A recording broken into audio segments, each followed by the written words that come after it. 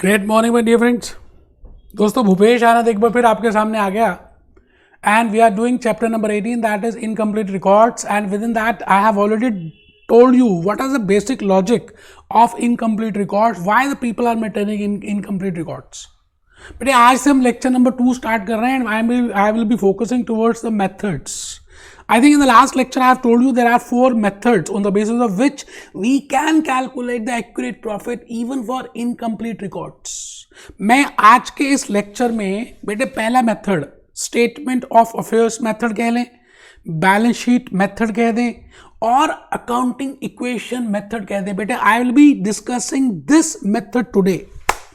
इस लेक्चर में मैं आपको लॉजिक्स बताऊंगा why we use accounting equation method, then I will tell you how to use it. बेटे in the study text you are only given with how to use it, but I will be telling you how why we use this method. Logics को देखेंगे बेटे। आज के lecture में आप मेरी कहानी को ध्यान से सुनना। बड़ी मेहनत से बेटे I have prepared a story for you and that is a very real case study, you know, and with the help of that real case study we will be able to understand then how with the help of accounting equation method what is the logic behind that और उस method से हम कैसे अपना profit निकाल सकते हैं। Register open कर लीजिए बेटा, बिल्कुल कमर सीधी करके बैठेंगे, टेबल चेयर में बैठे हुए हैं, आपका मोबाइल फोन बिल्कुल ऑफ है इस समय और आप मेरी बात को ध्यान से सुन रहे हैं। कहते हैं आप जो भी फोकस लगा के करते हैं, कर्म करते हैं बेटे, उसमें ज्यादा रिजल्ट आता है। देखिए मैंने आज क्या कोटेशन लिखी है, action speaks louder than words. अब आपका जमाना आ गया बेटे, आपको कुछ करके दिखाना है अपने पेरेंट्स को, अपनी सोसाइटी को कि भाई हाँ आप भी कुछ हैं, कर्म करना बेटे। आइए इन्हीं बातों के साथ chapter 18 incomplete records lecture number 2 और method number 1 that is accounting equation method. Chapter 3 और 4 की बातें आज याद आने वाली है बेटे। अकाउंटिंग इक्वेशन तो मैंने वहां पर बताई थी और वहां पर हमने डिस्कस किया था capital plus liabilities is equal to balance sheet and I have told you that why I prepare a balance sheet as on a particular date. So today मैं आज एक जादू करने वाला हूं और आपको बताने वाला हूं कि अगर आपने इनकम्प्लीट रिकॉर्ड्स का कोई क्लाइंट पकड़ लिया और आप उसके अकाउंटेंट बन गए तो still you can calculate the profit अगर थोड़ी सी बेसिक अकाउंटिंग नॉलेज है आपको तो बेटे कर सकते हैं। आइए हम कैसे कर सकते हैं। मैं calculation of profit in case of complete records as per method number 1 which is named as accounting equation method. और बेटे अकाउंटिंग इक्वेशन तो आपको पता ही है सबको क्या होती है, कैपिटल प्लस लायबिलिटीज। इस तरफ जो साइड होती है बेटे liabilities and capital, even as per SOFP अगर आप देखें चैप्टर 17 में जो हमने प्रिपेयर किया, we have prepared the balance sheet. Firstly we have written the uses of fund, total assets, non current asset and then current assets. उसके बाद हमने लिखा equity and liabilities that is sources of fund and within equity we have written ordinary share capital, share premium, retained earnings, irredeemable preferential capital, profit and loss, other reserves, revaluation reserve, other comprehensive income। फिर उसके बाद non current liabilities, फिर current liabilities. It means sources of fund को in chapter 17 we have divided into 3 parts, equity, non current liabilities, current liabilities. And uses of fund we have divided into 2 parts, non current assets and current assets. I think आपको इतना तो याद है। आप directly अगर chapter number 18 का lecture देख रहे हैं तो बेटे आप चैप्टर 17 को पहले मैंने 7 के 7 लेक्चर्स अपलोड कर दिए यूट्यूब में। प्यार है बेटे, क्या करें, आपको पता ही नहीं प्यार क्या होता है। बेटे मुझसे सीखो प्यार होता क्या है। आइए इन्हीं बातों के साथ मैं भूपेश आनंद आपके साथ आज एक बड़ी प्यारी सी बात करने वाला हूं और आपको सबसे पहले मैंने बताना है, क्या बताना है बेटे, मैंने आपको पहले अपने जूस नोट्स में से एक बात बतानी है, उसके बाद हम आगे चलेंगे। आइए जी जूस नोट्स में जरा देख लेते हैं क्या लिखा है। First concept, accounting records which are not strictly kept according to double entry system are known as incomplete records, also named as single entry system, which we have seen in the last lecture. It is a mechanism of maintaining records whereby some transactions are recorded with proper debits and credit, which in case of others either one sided और no entry is made. बेटे double entry हम follow नहीं करते, कोई entry भी कई बार नहीं करते। भाई पैसे लिए, चाय दे दी, पैसा हजम, बात खत्म खत्म। यार क्या लाइफ में रखा है, आगे आगे चलो। नॉर्मली अंडर दिस यह बात हमने कर ली है। Concept number 2, 4 methods to prepare profit as per incomplete record. The first method is accounting equation method. The second is balancing figure approach. The third is cash banking data. And the fourth is profit ratio. बेटे आज के lecture में मैं accounting equation करूंगा। Lecture 3 में आई will be doing missing figures. Lecture 4 में आई will be doing cash banking figures and in lecture 5 I will be doing markup. इसका मतलब 5 लेक्चर्स लेने वाला हूं बेटे मैं, और इजीली खत्म हो जाएगा, कोई मुश्किल आने वाला नहीं है। आइए, भूपेश आनंद आपको आज कुछ अकाउंटिंग इक्वेशन के जूस नोट्स दिखाए। बेटे I have to write down class notes also, भी मैं क्लास नोट्स दिखाऊंगा। Accounting equation approach can be use for net profit in case of very little information. अगर बहुत कम इन्फॉर्मेशन आपको दी हुई है, बेटे आपको नीचे कुछ मैंने फॉर्मूलेस दे दिए हैं। Assets plus is equal to equity plus liabilities, asset is equal to share capital plus retained earning plus other reserves plus this closing balance this. एक बच्चा कहता सर ये रटना पड़ेगा। बेटे भूपेश आनंद के लेक्चर में अगर आपने अटेंड किया और फिर भी रटना पड़ेगा तो बेटे शर्म की बात है, आपके लिए भी और मेरे लिए भी। मैं आपको इन सभी के लॉजिक्स बताने वाला हूं बेटे, तभी तो हम मेहनत कर रहे हैं, नहीं तो क्या फायदा है इतनी मेहनत करने का।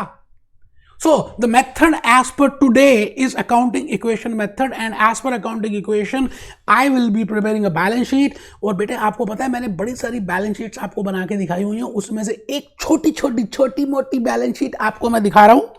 दैट इज इस साइड में और इस साइड में हमने यहां पे लिखे एसेट्स। इसका मतलब मेरी राइट हैंड साइड में मैंने एसेट्स लिखे, और एसेट्स और लेफ्ट हैंड साइड में मैंने क्या लिखा, capital and liabilities. In the left hand side I have written capital and liabilities. और धीरे धीरे हमने सीखा that the name of the capital can also be named as equity. So we have prepared, we know that, हमें मालूम है कि ये बैलेंस शीट हम बना सकते हैं और टोटल दोनों का इक्वल होता है। बिकॉज आप अगर आप ध्यान से देखें तो this is nothing but accounting equation. आप इन दोनों को प्लस कर दें तो यही तो आएगा इक्वल में। और आप ऐसे भी कर सकते हैं इन केस अगर आपको ऐसे सीखा हो that because liabilities and equity sources of fund, तो मैं इस साइड को सोर्सेज ऑफ फंड बोल देता हूं, इस साइड को यूजेस ऑफ फंड बोल देता हूं। एंड व्हेन आई से sources of fund it means equity और ओनर्स फंड और कैपिटल। व्हेन आई से uses of sources of fund I mean borrowers fund. I can get the funds. Chapter 12 में बताया था मैंने, हम फंड्स या तो अपने ले सकते हैं या बोरो कर सकते हैं। और यूजेस ऑफ फंड में कहाँ यूज करेंगे बेटे, नॉन करंट एसेट्स में और करंट एसेट्स में। ठीक है जी, आगे आ जाइए बेटे। मैंने उसके बाद धीरे धीरे आपको शायद ये बताया था that capital plus liabilities equal to assets. अगर हम कैपिटल को थोड़ा सा तोड़ दें, टूट जा कैपिटल तो टूट जा, अगर हम उसको थोड़ा सा और ब्रेकअप करने की कोशिश करें then we can see that this capital, this figure is composite of these figures. Now this capital is the composite of share capital plus retained earnings plus other reserves. अगर आप ध्यान से देखें तो मैंने कैपिटल को ब्रेक किया। Capital में फर्स्ट पार्ट लिखा मैंने शेयर कैपिटल, कैपिटल में सेकंड पार्ट लिखा मैंने रिटेन्ड अर्निंग्स, कैपिटल में थर्ड पार्ट लिखा मैंने other reserves. I can say like this plus liabilities. Liability तो वहीं पे है, इज इक्वल टू एसेट्स, ऐसे भी लिख सकते हैं। अब रिटेन्ड अर्निंग का ये जो क्लोजिंग बैलेंस है इसको हम फॉर्मूले में बना दिया जो मैंने लिखा बेटे। लेकिन आपको कुछ भी ये नहीं करना, आप मेरी कहानी को सुनेंगे 5 मिनट। ये बड़ी इंपॉर्टेंट कहानी है जो मैं बताने जा रहा हूं। अगर आपने ध्यान से सुन लिया तो आपको ये कोई फॉर्मूला रटने की जरूरत ही नहीं है, and you can understand the logic. My story is, my कहानी is, in the last lecture I have told you that even if you have not prepared an incomplete record, you have prepared an incomplete record, you have prepared a single entry, आपने कुछ लिखा है कुछ नहीं भी लिखा, मैं फिर भी I as an accountant, I as a ACCA can still calculate the profit with the help of a technique, and that technique I am giving you today. Supposedly मैं ACCA हूँ और मेरा एक क्लाइंट है बंटी, उसका जनरल स्टोर है बेटे। मैं अज्यूम कर रहा हूँ एक केस स्टडी आपको बता रहा हूँ, उस केस स्टडी की हेल्प से आई will be telling you the logics of this method. तो एक बंटी है बेटा, आप ऐसा सोच लीजिए बंटी जनरल स्टोर चलाता है। जनरल स्टोर का मतलब क्या, परचून की दुकान बेटा। आटा, दाल, चीनी, चाय, कोल्ड ड्रिंक सब कुछ बेचता है। ठीक है जी। और मैं I am a qualified chartered accountant, I am a qualified ACCA and I want to calculate the profit of Bunty general store. Bunty ने मुझे अप्रोच किया कि सर आप प्रॉफिट मेरा निकाल के दिखाइए, I am not maintaining anything. तो मैं उसकी दुकान पे इंस्पेक्शन के लिए गया। मैं कौन? मैं ACCA, मैं भूपेश आनंद। वो कौन? बंटी। तो भूपेश आनंद बंटी की शॉप में उसकी इंस्पेक्शन करने जा रहा है। तो बेटे मेरे को 2 बार जाना पड़ेगा उसकी शॉप में। एक बच्चा कहता 2 बार? बेटे first time I will be going in the beginning of the year, सबसे पहले दिन, जब पहली दिन उसका ईयर स्टार्ट होगा, accounting period, you know India में अप्रैल से मार्च होता है। मैं लेकिन for understanding purpose I am taking the year that my year start from January. मैं ऐसा मान रहा हूं कि मेरा ईयर जनवरी से स्टार्ट हुआ। तो मेरी कहानी को ध्यान से सुनिएगा। इस कहानी में ऐसा नहीं है कि एक था राजा एक थी रानी, दोनों मर गए, खत्म कहानी। नहीं बेटे, दोनों में प्यार हुआ, आगे संसार चला। मैं आज उसी संसार की बात करने वाला हूं। एक था राजा एक थी रानी, दोनों में प्यार मोहब्बत हुई और आने वाले दिनों में उनके घर में खुशियां आई, आगे देखेंगे। तो I will be doing a case study in relation to general store for Bunty. और बंटी ने अपना बिजनेस स्टार्ट किया है जनरल स्टोर का, और बंटी ने मुझे अप्रोच किया है कि आप प्लीज मेरा प्रॉफिट कैलकुलेट कीजिए। मैंने उससे पूछा आपका अकाउंटिंग, आप अपना ईयर, साल, पीरियड कब से मानते हैं स्टार्ट होना? तो मैंने अज्यूम किया कि जनवरी में उसका पीरियड स्टार्ट होता है एंड इट एंड्स ऑन 31 दिसंबर। तो ये मैं हूं ACCA भूपेश आनंद, ये मैं हूं बेटे। सर ये आप है? हाँ बेटे मैं हूं ये, ठीक है जी। ये बंटी है, ठीक है जी। उस बंटी के नीचे देखिए उसकी शॉप है, और उस शॉप में बड़ा सारा सामान भी है, कुछ फर्नीचर दिख रहा है, कुछ बहुत सारी चीजें हैं। और ये बंटी जो है अपना ईयर मेंटेन कर रहा है जनवरी टू दिसंबर। It means beginning of the year से एंड ऑफ द ईयर। तो बिगिनिंग ऑफ द ईयर बेटे जनवरी है। मैंने माना 22x। जनवरी को समझना है हमने, 1 जनवरी को समझना है। तो if I want to find out the profit of Bunty, I will be inspecting the premises of Bunty for 2 particular dates. एक तो मैं बिगिनिंग ऑफ द ईयर में जाऊंगा और उससे पूछूंगा, कुछ क्वेश्चंस करूंगा बेटा। मैं उससे कुछ सवाल जवाब करूंगा और उसको आंसर्स देने पड़ेंगे। मैंने बंटी को पहले ही कह दिया कि भाई Bunty, you have to answer my question because you are not maintaining any accounts. No worry, भाड़ में गया मत बनाओ अकाउंट्स, मत बनाओ सेल्स अकाउंट, मत बनाओ परचेजेस अकाउंट, मत बनाओ एक्सपेंसेस, मत बनाओ लेजर, सारे भाड़ में गए, नहीं बनाओ। बट मेरी 5-6 बातों का आंसर तो दो। तो मैंने उससे पूछा कि ये जो शॉप है ये तुम्हारी है या किराए में ली है? क्योंकि अगर तुम्हारी है तो मुझे इसकी वैल्यू बताओ, कितने की खरीदी थी। और बेटे ये वैल्यू तो याद रहती है, क्योंकि हम जो बड़ी बड़ी एसेट्स कभी कभी लेते हैं, नॉन रिकरिंग एसेट, बेटे हमें हमारे दिल पे लिखी होती है कि हमने इतने पैसे की परचेज की। और अगर किराए में है बंटी, तो ये भी बताओ that how much rent you are paying. But Bunty told me that this shop belongs to me, I have purchase it 2 years back and the amount which I have paid for the registry for the payment of this shop is 5 lakh rupees। Assume करते हैं उसने ऐसा बोला। तो मैंने कहा ठीक है, ये बिल्डिंग की वैल्यू 5 लाख रुपए की हो गई।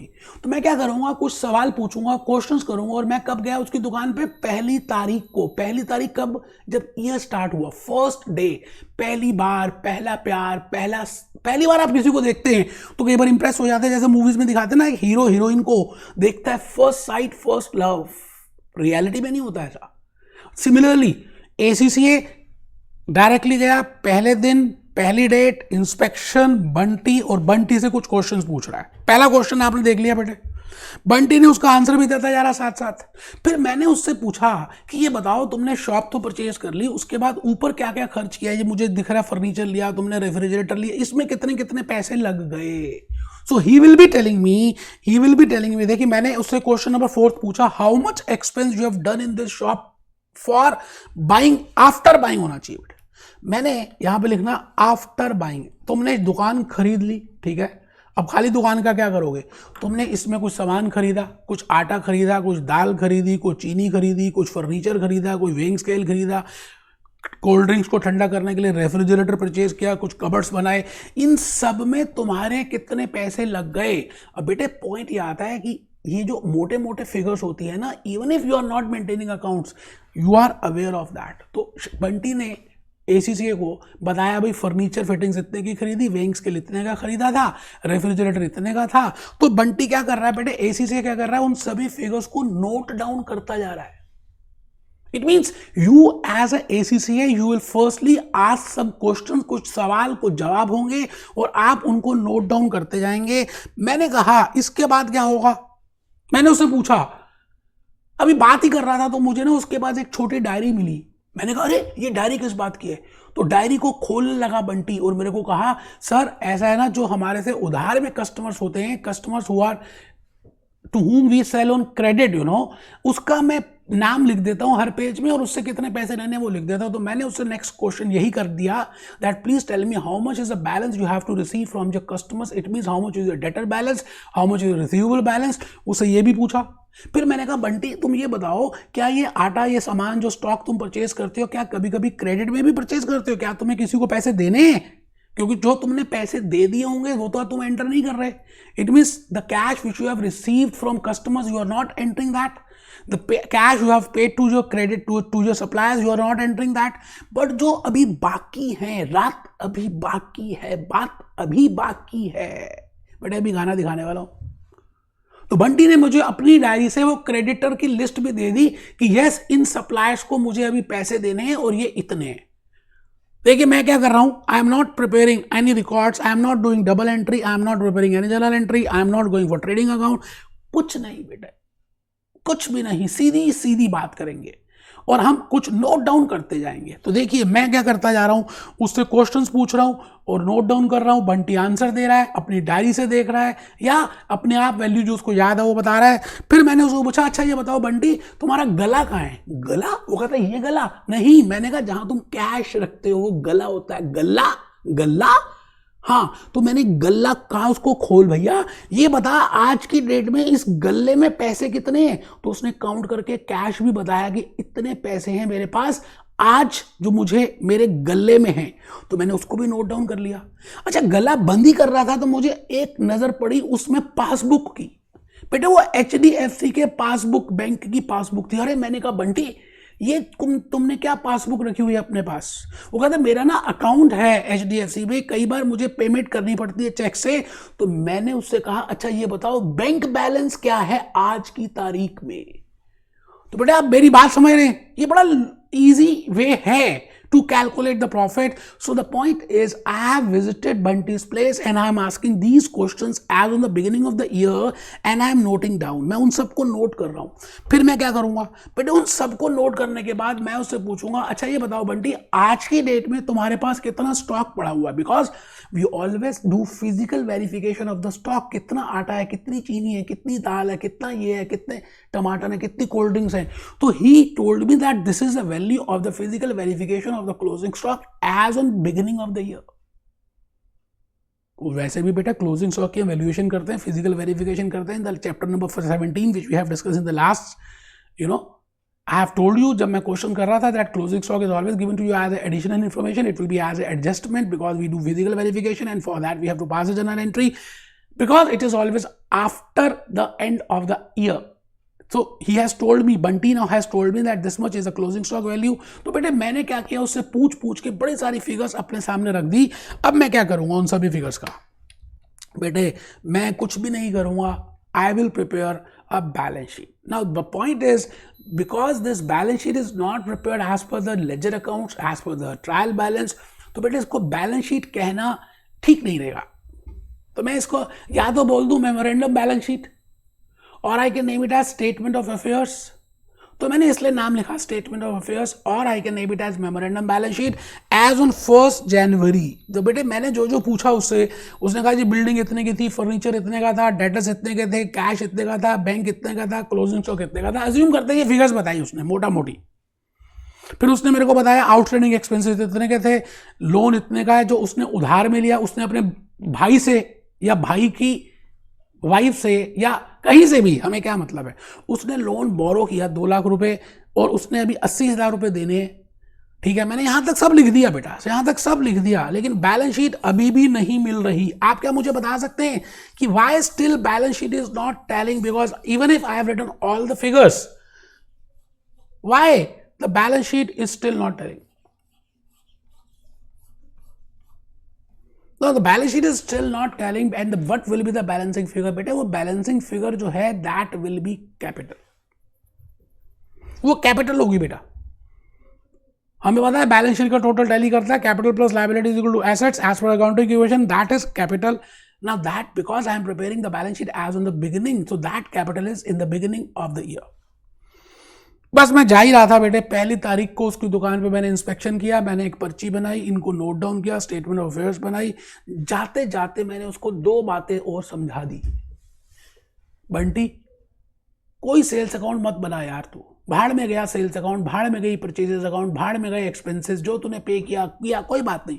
बट मेरी 2 सजेशंस को याद रख, अपनी डायरी में ये 2 बातें जरूर नोट कर लियो, because I will be coming as on 31 December of this year, at that is at the end of the year. तो बंटी ने कहा कौन सी 2 बातें?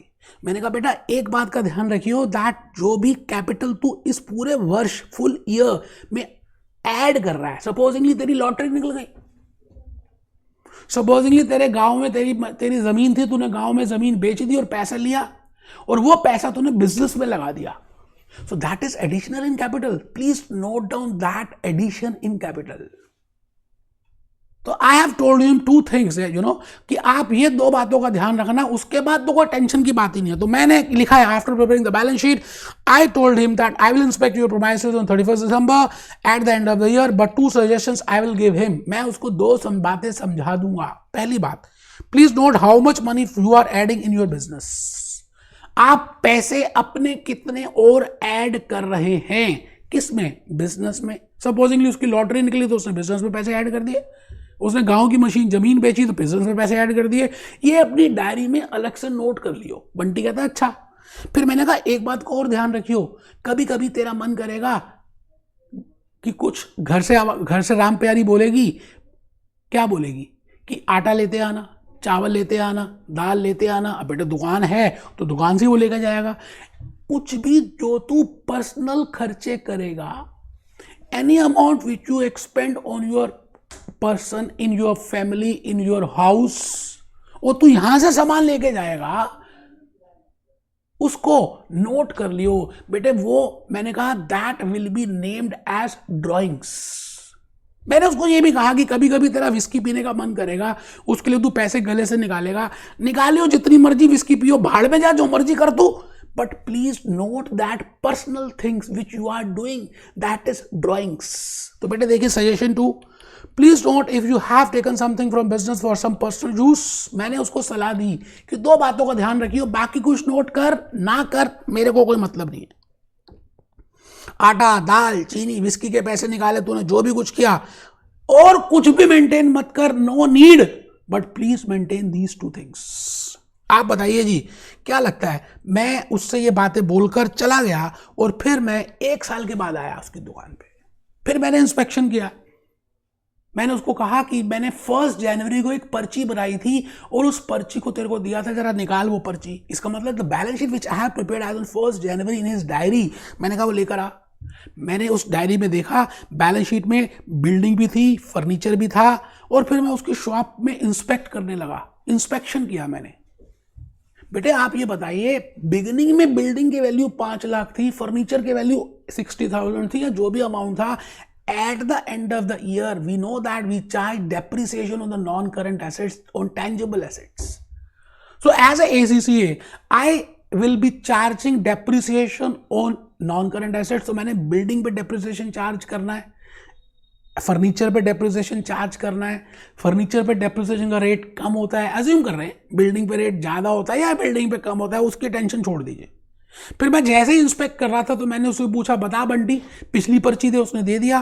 फिर मैंने उसको कहा प्लीज टेल मी आज कैश बैलेंस कितना है, आज का बैंक बैलेंस कितना है, आज तूने कस्टमर से कितने पैसे लेने हैं, आज तूने सप्लायर्स को how much you have to pay, how much is a loan, how much is additional capital, how much is a drawings. मैंने वो दोबारा से सवाल जवाब कर ही रहा था, अचानक मेरी नजर पड़ी उसकी दुकान में एक नया एसेट देखा मैंने, कॉफी मशीन. मैंने कहा बंटी तूने कॉफी का काम भी शुरू कर दिया? वो कहता है हाँ सर, डिमांड आ रही थी तो मैंने कहा चलो कॉफी की मशीन लगा लेते हैं, जो आएगा कुछ ना कुछ तो कमाई होगी, मैं खाली बैठा रहता हूँ. तो मैंने कहा अच्छा कॉफी की मशीन परचेज की तूने? तो मैंने पूछा कितने की खरीदी?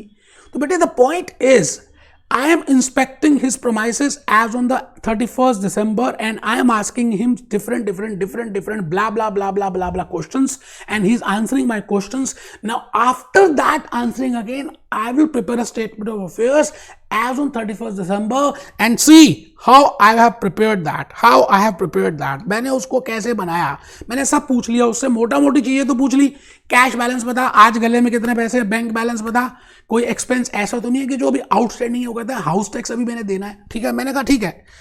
फिर on the basis of that I have prepared a balance sheet again as on 31st December.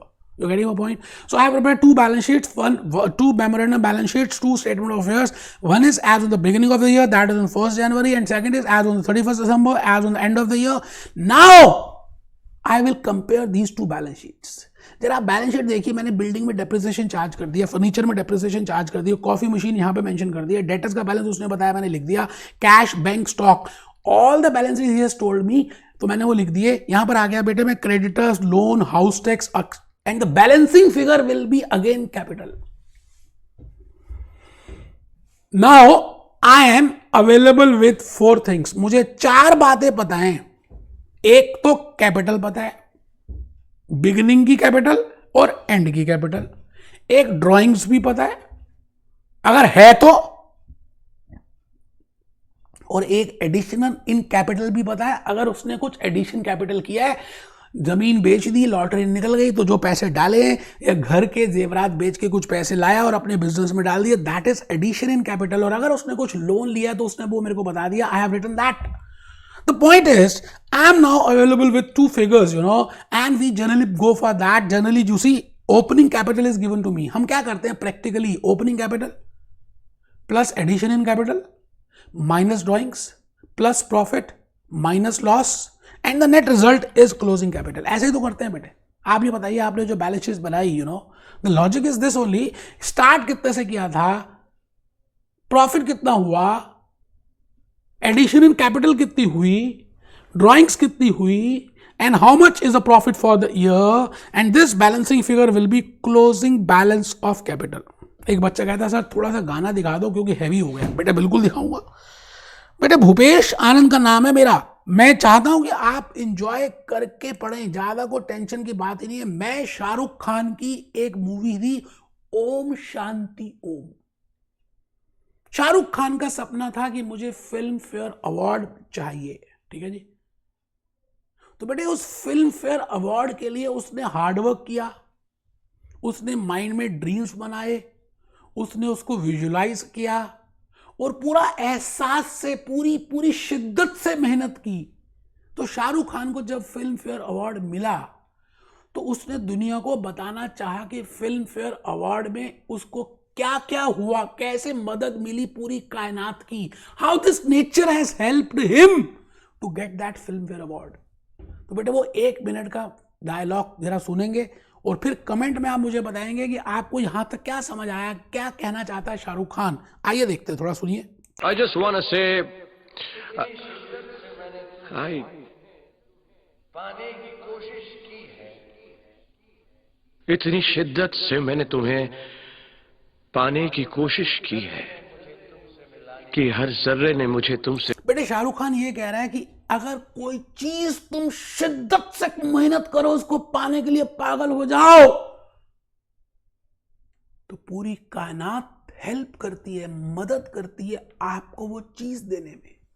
तो मैं अगर आपके लिए ऊपर एग्जांपल लेकर आऊं, अगर आपको एसी से बनना है और विद इन 1.5 ईयर बनना है, तो बेटे पूरी शिद्दत से अगर आप मेहनत करो तो मैं आपको बता सकता हूं कि पूरी नेचर, पूरी कायनात हेल्प करेगी आपको उस चीज को देने के लिए. But the point is you have to do with शिद्दत. व्हेन आई से शिद्दत, it is a Urdu word. It means you have to do 100% hard work and you will visualise it. आपको विजुलाइज करना है कि वो चीज आपको मिल गई है, उसकी पिक्चर्स बनानी है, उसको सोचना है, अपने थॉट्स में लेकर आना है, फीलिंग्स में लाना है कि आप एसी से बन गए, आपने रिजल्ट देखा वेबसाइट में, आप बिल्कुल क्लियर हो गया, आपके 13 के 13 पेपर्स क्लियर हो गए. बेटे ये एहसास लेकर आओगे तो कायनात और ज्यादा हेल्प करने वाली है. खाली इससे भी कुछ नहीं होगा, हार्डवर्क तो करना ही पड़ेगा.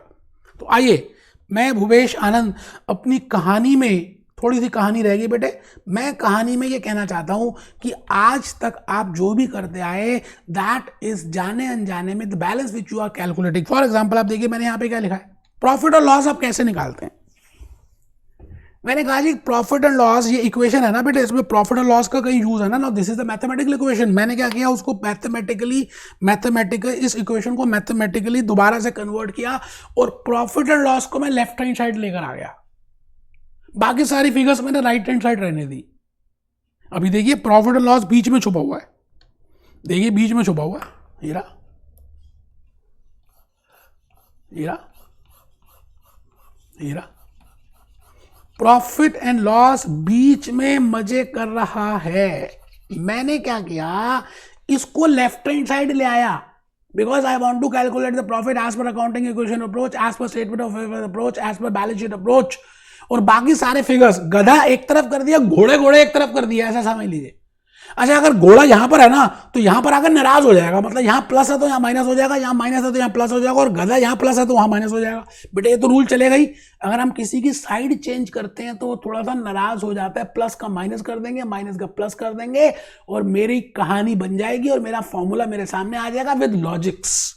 तो मैंने यही किया, प्रॉफिट और लॉस को लेफ्ट हैंड साइड में ले आया, क्लोजिंग कैपिटल तो वहीं पे बैठी हुई थी, वहीं रहने दिया मैंने। ओपनिंग को कहा तू यहां से जा, वहां चली जा। अब ओपनिंग कैपिटल नाराज हो गई, वो प्लस थी और नाराज होकर बैठी है तो मैंने माइनस कर दिया, माइनस ओपनिंग कैपिटल। यहां पर माइनस थी ड्राइंग्स, मैंने कहा तू भी चली जा उस साइड, वो कहती है अच्छा मैं जा रही हूं, तो बेटे माइनस की वो नाराज होकर वहां चली गई, प्लस हो गई। एडिशनल कैपिटल को भी मैंने कहा तू वहां चली जा, वो यहां पर प्लस था, मैंने वहां का वहां चली जा, तो बेटे एडिशनल कैपिटल को माइनस कर दिया। आप देखिए, आप अगर इस तरह से you can prepare equation and then we can say that I can calculate the profit or loss. So we have used accounting equation, with the help of that we can calculate the profit or loss. मैं अभी चाहता हूं कि आप सभी के सभी मेरे जूस नोट्स में आ जाएं, नहीं है तो कैप्लॉन में आ जाएं। मैं क्वेश्चन नंबर फर्स्ट आपका कराने जा रहा हूं which is from Kaplan, the statement of affairs, statement of Amazon as on 31st December 2008 shows the following business balances: non-current assets, current assets, share capital, non-current liability, current liability। ठीक है जी, करना क्या है, the sales, purchases and expenses records of company unfortunately been destroyed, ठीक है, and the directors have estimated the entity and the net profit. The directors have informed that retained earning of the entity as on this is 7,350 as on 31st December 2007। Balances आपको दिए हुए हैं 31st दिसंबर 2008 के, तो आराम से कोई tension नहीं है बेटे, आप आ जाओ। ये बना जी 1 जनवरी 2017 से 31 दिसंबर 2018।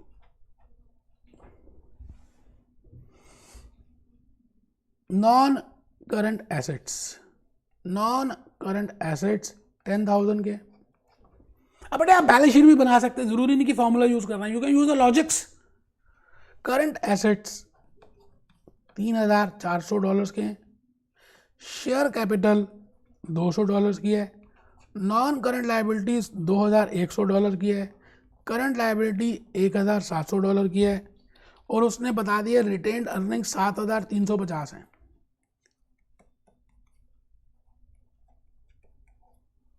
आराम से, कोई जल्दी है ही नहीं, आपको निकालना क्या है, प्रॉफिट और लॉस।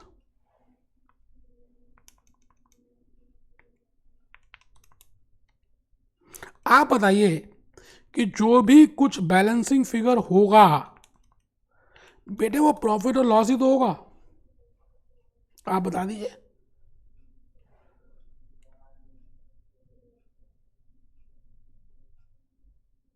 करिए एक बार, प्लस माइनस कीजिए और मुझे बताइए कि क्या आपका आंसर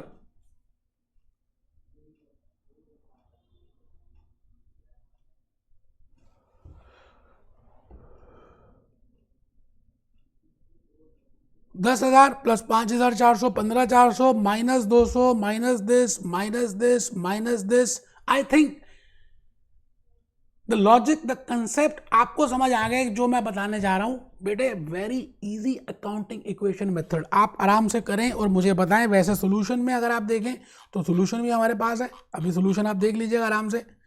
वैसे आंसर इसमें आना चाहिए 2050 आराम से देख लीजिए आ रहा है या नहीं आ रहा.